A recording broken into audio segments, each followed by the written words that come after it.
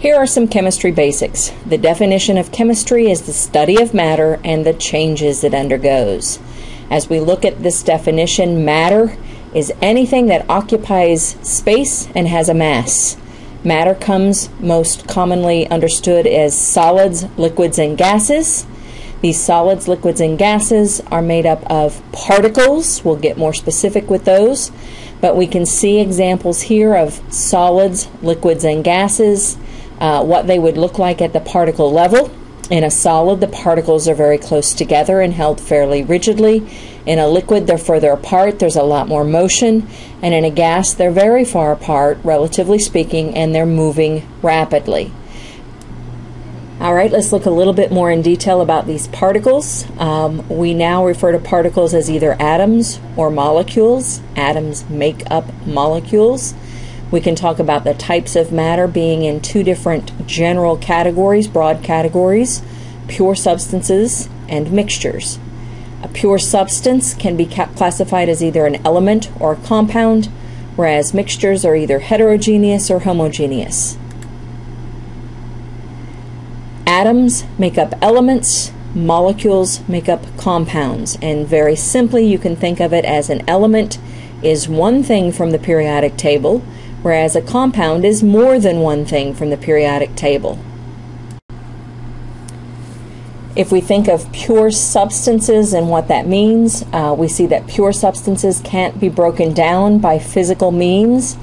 One way of thinking of it is they have a chemical formula, and we'll be working a lot with chemical formulas. For example, Na, H2, H2O. As I look at the periodic table, I notice that elements consist of one thing from the periodic table, whereas compounds, all of these examples are compounds, are more than one thing from the periodic table. So that's an easiest way of thinking of the differences between elements and compounds. Mixtures can be broken down by physical means. Mixtures consist of more than one pure substance. For example, if you have salt water, it is made up of salt and water. Each of those is a pure substance. You could evaporate the water and collect the salt, and we will spend a lot of time later on mixtures. Now let's talk a little bit about the scientific method. You've probably heard of this before. You learn about it in the 5th grade or the 8th grade. You do a project, a science project, but it's usually not as cut and dried as we learn.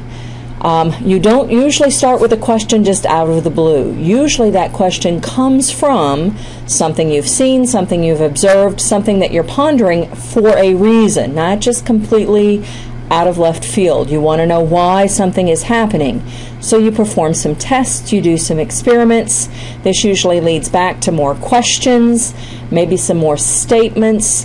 Then you do some more tests, some more experiments, and then you have more questions.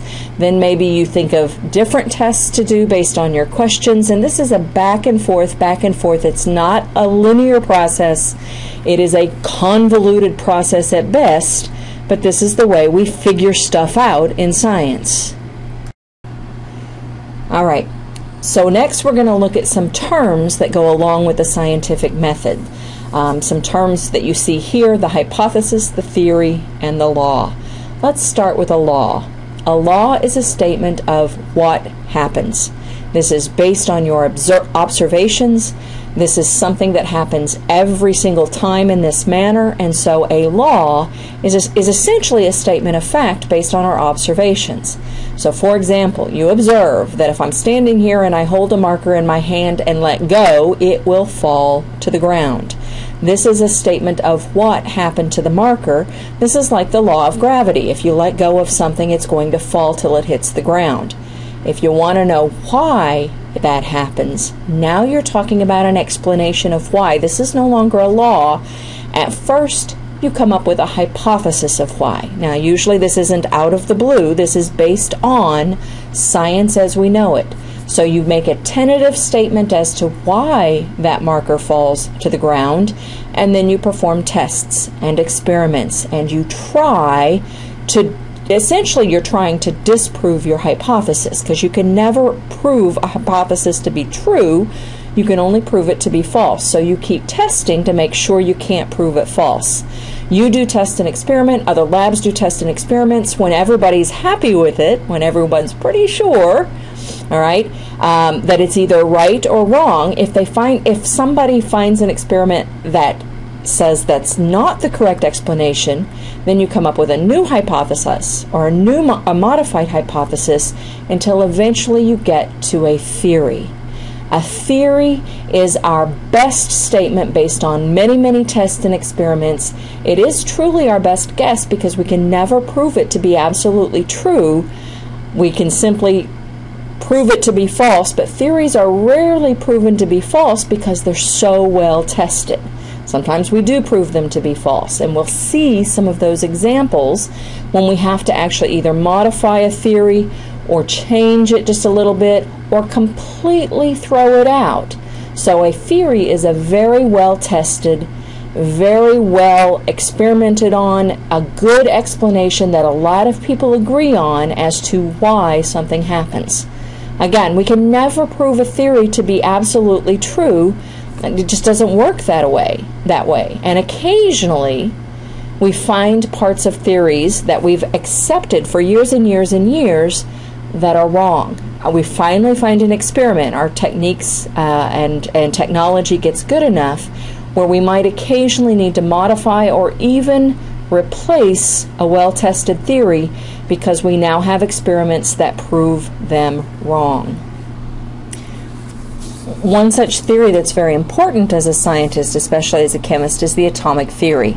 We've had this theory since the 1800s. Essentially, it says that all matter is made up of tiny, tiny particles called atoms. Atoms of the same element are identical, atoms of different elements are different, and atoms combine in small whole number ratios. It also says you can't convert one atom into the other. Now, there are some points to this theory that we've had to modify as our experimental technique gets better and better.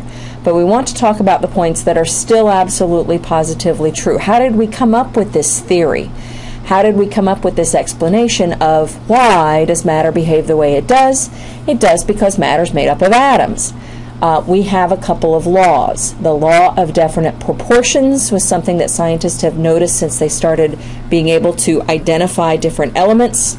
A given compound always has the same mass ratio of elements. This makes it unique. Sodium chloride always has the same mass of sodium versus chlorine everywhere you find it. And then the law of multiple proportions says that different compounds have different mass ratios. For example, if you have a compound that has sulfur and oxygen only, a unique compound might have a 1-to-1 mass ratio of oxygen to sulfur. A totally different compound with different physical and chemical characteristics could also contain sulfur and oxygen, but in a different mass ratio. For example, a 3-to-2 mass ratio of oxygen to sulfur. This again leads us to believe that matter is made up of these particles, and it's because of the particles' behaviors and characteristics that's why we see matter behaving the way that it does.